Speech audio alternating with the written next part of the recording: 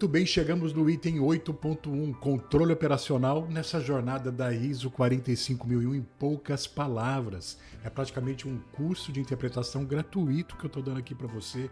Meu nome é Rossano Monese, eu trabalho com isso há 22 anos e amo compartilhar conhecimento, por isso estou aqui nesse canal trocando ideia contigo. Então, não custa nada, já deixa o seu like, seu comentário, curte, compartilha, ativa o sininho. Toda semana eu estou aqui com um vídeo novo e nós vamos terminar junto essa ISO 45001 até o item 10.3. Então bora, fica comigo que vale a pena. E esse vídeo é importantíssimo porque ele está conectado com o item 612 que eu já ensinei para você num outro vídeo. Vai aparecer aqui em cima, em algum lugar, vai aparecer um card. Se você não assistiu esse vídeo ainda do 612, clica, assiste lá, depois volta para cá, porque eles se complementam. No item 612, a gente fala sobre como levantar os perigos e riscos de SSO, e nesse requisito 8.1, nós vamos falar como fazer o controle operacional. Eu vou abrir aquela mesma planilha que eu te mostrei no vídeo do 612, mas que eu não dei para você e que agora eu vou te dar. Vai ter o link aqui no final desse vídeo, o link na descrição, no primeiro comentário, para você clicar e baixar. É um modelo simples, mas é melhor do que sair do zero. Vai ajudar você a abrir sua mente. Nessa planilha, então, que eu já comecei no vídeo do 612 falando sobre como levantar perigos e riscos de SSO, agora eu vou fazer o controle operacional com você. Eu vou te mostrar quais ações, como conectar as ações, o que a norma realmente pede de controle operacional, o que você tem que ficar atento não apenas para passar bem e tranquilo numa auditoria externa ou mesmo auditoria interna, mas também para ter um sistema de gestão de SSO prático e que traga valor, agregue valor ao seu dia a dia e à saúde e segurança dos seus colaboradores, tá bom? Vamos ajustar a tela aqui para você ver bem direitinho. Então vê comigo aqui na minha tela, assim fica melhor, você já pode ler. Vamos lá, item 8.1, planejamento e controle operacional. Então, logo de início aqui, você vê que cita que as ações elas já foram determinadas lá na seção 6, porque a seção 6 fala de planejamento, o item 612, como eu já disse, faz o levantamento de perigos e riscos de SSO, e no item 614 já fala para você começar a pensar nas ações, implementar ações para gerenciar esses riscos. Porém, é agora aqui nesse item 8.1 que você vai estabelecer o critério para esse processo de ter o controle operacional em cima daqueles perigos e riscos de SSO, que você vai implementar o controle desse processo de acordo com os critérios. Você precisa manter e reter informação documentada. Lembre que quando fala manter e reter informação documentada, você vai ter procedimento explicando bem direitinho quais são os critérios de significância do risco, quais são os critérios para implementar as ações, enfim. E você precisa também de ter registros. O reter é registro de que aquilo foi feito, na medida do necessário, como diz a norma. Não precisa você sair burocratizando tudo, mas você tem que ter confiança, como diz aqui, de que o processo foi realizado conforme você esperava que acontecesse. E é importante lembrar também de adaptar o trabalho aos trabalhadores e não os trabalhadores ao trabalho. Então, às vezes, você tem lá uma equipe que tem uma estatura baixa ou uma equipe que tem lá uma certa limitação, seja qual for, de conhecimento ou questões físicas. Você precisa adaptar, então, o trabalho para eles, para garantir, para preservar a saúde e também evitar que ocorram acidentes e lesões, que essa é realmente a maior preocupação, tá bom? Quando você já vai ver isso na minha planilha, na planilha que eu vou mostrar para você, mas quando você vai fazer esse levantamento de ações para eliminar os perigos e riscos de SSO, como aparece aqui no item 812, você precisa lembrar de seguir essa hierarquia que aparece aqui, ó, da letrinha A até a letrinha E. Como assim, Rossano, uma hierarquia? Porque o melhor, é claro, é você conseguir eliminar o perigo. Tente primeiro eliminar um perigo. Se usar um equipamento traz um tipo de perigo e risco de SSO, será que eu consigo não usar mais aquele equipamento? Não ter mais ele na minha operação? Mudar totalmente a atividade para que ele não seja mais necessário? Será que eu preciso realizar uma atividade daquela forma? Enfim, se eu conseguir eliminar a fonte do perigo, eu não preciso fazer mais nada. Não tem mais nenhuma ação envolvida, porque eu eliminei o perigo. Então, a letrinha A é a melhor nessa hierarquia. Mas nem sempre isso é possível, a gente sabe disso. Então, a letrinha B vem dizendo substituir por processos, operações, materiais ou equipamentos menos perigosos. Então eu não posso deixar de utilizar aquele equipamento. Mas será que eu consigo colocar um equipamento com uma tensão menor, que se o perigo for choque elétrico e o risco daí queimadura, morte, né, ou coisa do tipo, será que eu consigo substituir esse equipamento por um outro com uma tensão menor, que tenha um perigo e risco menor, entendeu?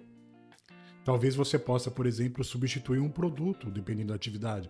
Uma tinta à base de solvente por uma tinta à base de água. É um bom exemplo. A partir de agora aqui, do substituir para baixo, você pode utilizar todos juntos. Se você não conseguiu eliminar os perigos, como aparece aqui na letrinha A, as outras letrinhas você pode fazer em conjunto. Então você pode substituir e pode também utilizar controles de engenharia e reorganização do trabalho. O que é controle de engenharia, Rossano? São aqueles sinais sonoros que emite, por exemplo, quando um veículo está dando ré, um equipamento, uma empilhadeira, uma retroescavadeira. Quando você tem um sensor que protege o colaborador para que ele não se fira, não se machuque. Lembretes, alertas. Você pode ter controle de engenharia no processo, então, que diminua e muito o perigo de acidente, que garanta a prevenção da lesão e também o cuidado com a saúde do colaborador. Por exemplo, quando você usa um medidor de gases, você está numa área classificada, pode ter vazamento de gases, aí você caminha ali com um medidor de gases, é um controle de engenharia, que vai te alertar se tiver algum gás nocivo no ar. Você pode também utilizar controles administrativos, incluindo treinamento. Então aqui envolve sinalizações, treinamento, procedimento, checklist. São controles administrativos que ajudam a controlar aquele ambiente, aquela atividade, para minimizar os perigos e riscos de SSO. E por último, o pior de todos, você pode utilizar os EPIs, oferecer os EPIs adequados para o colaborador. Por que eu disse o pior de todos? É claro que é importante usar o EPI, ter o EPI correto, mas quando você fornece um EPI para o colaborador, você está deixando claro para ele que os seus controles anteriores a isso não são suficientes, que ele está em risco, que ele precisa daquela proteção, daquele equipamento de proteção individual, porque ele está numa área classificada, ou ele está num processo que pode gerar algum dano à saúde, ou mesmo gerar algum incidente físico, alguma lesão para ele.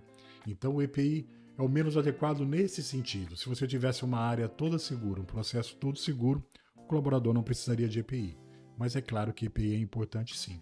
Então, seguir essa hierarquia é crucial para você conseguir demonstrar que está fazendo o controle operacional daqueles perigos e riscos de SSO que a gente definiu lá no requisito 612, lá naquele levantamento que eu te mostrei no outro vídeo que já apareceu aqui. E eu vou colocar o card no final desse vídeo também para poder te ajudar a ver ele de novo se necessário, tá bom? Uma outra preocupação que a norma tem é a gente ficar atento às mudanças, fazer gestão de mudança, porque pode ter novos produtos, novos serviços, novos processos, mudanças desses produtos, serviços e processos. Você pode ter uma alteração no local de trabalho nos arredores, na forma de organizar o trabalho, nas condições do trabalho, nos equipamentos que estão sendo utilizados, na própria força de trabalho. Pode haver mudanças em requisitos legais que influenciem lá o seu processo, diminuindo ou aumentando algumas questões de classificação de perigos e riscos de SSO, mudança no conhecimento ou informações sobre perigos e riscos de SSO. De repente um novo estudo, uma nova informação chega e você precisa reclassificar a significância do seu levantamento de perigos e riscos, entendeu? Desenvolvimento de conhecimento e tecnologia, eu amo isso aqui, eu acho interessantíssimo, porque conhecimento e tecnologia muda demais, tecnologia nem se fala. Então, o que era não antigamente passa a ser sim. O que você não conseguia fazer antes, porque não tinha tecnologia, não tinha conhecimento, agora você consegue. Você consegue ter acesso aqui a uma informação conversando comigo, você consegue buscar softwares, sistemas e aplicativos para te apoiar numa gestão, por exemplo, de controle de entrega de EPIs. Então tem coisas que antes você não conseguia fazer que agora você consegue. Essas mudanças precisam ser acompanhadas, analisadas bem direitinho para ver as consequências delas, tanto aquelas mudanças que são não intencionais, para você tomar as medidas necessárias, porque elas vão afetar teus riscos e as tuas oportunidades, que nós já falamos lá no requisito 611. Tá bom? Então sempre que tem uma mudança, você vai rever o teu processo de levantamento de perigos e riscos, também os teus controles operacionais. Lembrando que é por isso que normalmente, mesmo a empresa fazendo todo um levantamento, atividade por atividade, processo a processo, dos perigos e riscos de SSO, ela ainda faz aquela análise preliminar de tarefa ou aquela análise preliminar de risco, ou emite uma PT, uma permissão de trabalho, porque faz com que o trabalho, a atividade seja novamente avaliada com a equipe que está lá junto, que vai realizar a atividade naquele local, naquele dia, naquela hora, onde podem ter ocorrido mudanças que vão impactar na gestão da saúde e segurança ocupacional, entendeu? Então, por isso que é muito importante. Um outro controle operacional importante, que ainda está dentro do item 8.1, ó, é um subitem, 8.1.4, é o de aquisição. Então, na hora que você vai contratar uma empresa ou pessoas, ou mesmo terceirizar todo um processo, essa terceirização pode acontecer de um processo que está dentro da sua organização ou mesmo de um processo que acontece fora. Você tem que ficar atento nessas atividades e operações das contratadas que impactam na sua organização, no seu sistema de gestão de SSO, também as atividades e operações da organização que impactam nos trabalhadores contratados e também verificar as atividades e operação das contratadas que impactam em outras partes interessadas que estão no local de trabalho. É por isso que muitas vezes, num processo de contratação de uma empresa certificada na ISO 45001, ela busca licenças, busca alvarás, busca os programas, o PGR, o PCMSO desses terceiros, desses contratados, para garantir que você não está motivando ou contratando uma empresa que não tem lá a responsabilidade com o SSO como deveria, que não está atendendo requisitos legais, entendeu? Então é importante você estabelecer e aplicar esses critérios, ó, aqui diz, ó, estabelecer e aplicar critério de saúde e segurança ocupacional para seleção de contratados. É o único momento na 45.001 que vai falar de fornecedores. Não é como na 9.001, que tem o item 8.4 de compra de suprimentos, que daí você tem um requisito específico para falar de compra de fornecedores. Aqui não tem. Envolve, então, é um controle operacional. Você tem um fornecedor que impacta, uma terceirização que é realizada, aí você precisa fazer um controle operacional, tá bom? E o item de terceirização, eu já comentei com você, a ideia é a mesma. Você pode ficar atento às funções e processos que são terceirizados para que eles sejam controlados. O nível de controle vai ser definido naquela planilha ou no teu sistema, no teu método de levantamento da significância dos perigos e riscos de SSO e nas ações que você determinou para controlar, tá bom? Vou mostrar para você, vou colocar na tela. Já te expliquei aqui o item 8.1 todo. Vamos ver então aqui como que seria essa planilha. A planilha é bem simples, tá? Bem objetiva. Essa parte inicial aqui, eu já expliquei para você o levantamento do perigo, o que é o risco, tá lá no vídeo do item 6.1.2. E agora a gente chegou aqui, ó, nessa coluna de controle operacional. A partir daqui, ó, de eliminação, a gente começa a falar do controle operacional. Você pode perceber, não sei se está pequenininho, acho que não, dá para você enxergar, dá para você ver bem. Mas você tem um link aqui nesse vídeo para baixar essa planilha, tá bom? Você vai ver que eu trouxe aqui os itens da hierarquia, ó, eliminação, substituição, controle de engenharia, administrativos e EPI. E que eu fiz o X de acordo com as ações que eu estou dizendo que eu vou fazer. Então, por exemplo, ó, entende comigo aqui, essa primeira linha, eu vou aumentar mais um pouquinho, vamos dar um zoom aqui maior, vai ficar bem grandão, ó, não ficou tão grandão assim não, né? Não, dá para ver legal, show. Vamos voltar aqui para a primeira linha, então pega esse risco físico aqui, esse tipo de perigo físico, é só um exemplo, tá? Você pode fazer muito melhor usando o seu PGR, o teu conhecimento com engenheiro de segurança, técnico de segurança, tá bom? Isso aqui é um exemplo para abrir sua mente e para te ajudar nesse processo. Então, um perigo físico, ruído excessivo em um ambiente de produção. Lembrando que você vai estar olhando isso numa atividade, numa área específica. Então, você vai dizer que na área tal tem atividade tal e essa atividade gera um ruído excessivo no ambiente de produção. Qual que é o risco? O risco é a perda auditiva, estresse, dificuldade de comunicação, ok? Aí você fez aquela classificação, isso aqui é uma atividade rotineira, quem pode ser afetado, a probabilidade de acontecer esse perigo e risco é 4, a gravidade do risco é 5, então ela ficou aqui grave 20 e aí ficou significante. Com essa pontuação ficou significante, você vai ver que na planilha aqui tem os critérios, ó, que de 16 a 25 é um risco crítico, inaceitável, tem que paralisar, ter uma ação urgente, tá bom? Isso aqui é só um exemplo para você depois verificar. Você pode mudar essa classificação como você achar melhor, como o seu conhecimento, o seu estudo, a publicação, a literatura que você utilizou como base te ajude a fazer, tá? Mas o que eu estou preocupado em te ensinar nesse vídeo é agora a partir das ações. Então, que ações eu vou ter aqui para evitar ou diminuir os impactos do ruído excessivo, da perda auditiva, do estresse, da dificuldade de comunicação, que seria ali o risco de SSO. Aqui eu coloquei atividades administrativas e de uso de EPI. Então eu coloquei uso obrigatório de EPIs como controle operacional, protetor auricular, sinalização. A ação proposta: realizar dosimetria de ruído, implementar barreiras acústicas. Opa, se eu falei barreiras acústicas aqui, então não é só administrativo e EPI, também é controle de engenharia. Vamos colocar aqui, controle de engenharia. A barreira acústica é um controle de engenharia. Controles de engenharia são importantes, viu? É muito útil para você ter um controle eficaz dos perigos e riscos de SSO. Aí você tem aqui o prazo, de repente, para implementar ou manter aquela ação. Se você já implementou, você bota o prazo permanente. Essa ação é constante, ela está sempre sendo feita. Diz aí o responsável, o status está aberto, está concluído, se está em andamento, se é uma ação permanente, como eu já expliquei.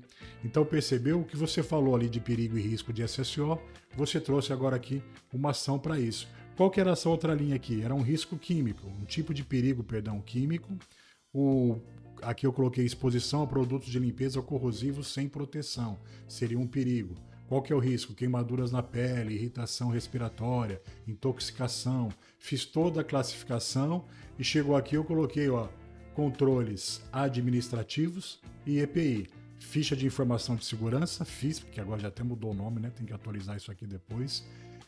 Aí falei também de treinamentos de uso de EPIs. Se você lembra qual que é o nome, comenta aqui para mim, aproveita, me ajuda. Vou colocar aqui, Aí, já deixa aí o seu comentário, se inscreve, curte, ativa o sininho, lembra aí qual que é o nome novo aí das FISPs, mudou a NR, me ajuda, fala aí nos comentários. E aí coloquei também treinamento de EPIs, a ação: fornecer luvas e óculos de proteção adequados, revisar procedimentos de manuseio. Então falei de procedimento e EPI, é por isso que ficou aqui o controle administrativo e o xizinho também no EPI. Você vai mostrando para o auditor, na sua auditoria, e também lembrando na prática que você precisa seguir aquela hierarquia que tem na norma, que tem na ISO 45001, tá bom? Mais um exemplo aqui, que o vídeo já tá longo, tá ficando longo, daqui a pouco você não vai querer ficar até o final. Se você chegou já até aqui, eu agradeço muito, obrigado pelo seu interesse em querer aprender mais, em estar aqui comigo. Vamos pegar mais um aqui, vamos pegar um de psicossocial, um diferente aqui, excesso de carga de trabalho e prazos apertados, essa linha 6 aqui. Aí ficou aqui estresse, burnout, ansiedade, depressão, baixa produtividade. A classificação ficou em 16 e nós colocamos aqui só controles administrativos. Programa de bem-estar, ginástica laboral, canal de escuta, ação proposta: redefinir prazo e metas realistas, oferecer suporte psicológico, o responsável e o prazo. Enfim, independe de como você vai fazer, tá? Independe de como é na sua empresa. O importante é você entender o conceito. Deixei menorzinho aqui, mas ficou pequeno demais. O importante é você entender o conceito. Você precisa ter ações para cada levantamento, para cada perigo e risco que você levantou lá no item 612. Na auditoria, o 612 caminha juntinho com o item 8.1. Você vê quais foram os perigos e riscos levantados e aí estabelece as ações, os controles operacionais do dia a dia, algo prático que funcione e que realmente proteja os seus colaboradores. Deixe seu comentário, fala para mim se eu te ajudei e lembra que você pode comprar o e-book que eu fiz para você, que está aqui nesse QR Code ou o link na descrição do vídeo também. Compra o e-book, porque é praticamente uma apostila que te ajuda você a estudar comigo esses vídeos, cada um deles que eu fiz aqui. Nesse e-book eu vou falando de item por item da norma, ajudo você, e quem comprar o e-book vai poder ter a oportunidade de fazer uma aula ao vivo comigo, complementar, para receber um certificado homologado como alguém que se formou aí na interpretação da ISO 45001, certificado válido, emitido por mim, bem direitinho no seu nome. Eu vou explicar mais pra frente como é que você faz para poder ter essa oportunidade, tá bom? No final, no último vídeo, eu vou dar as dicas bem direitinho, a orientação.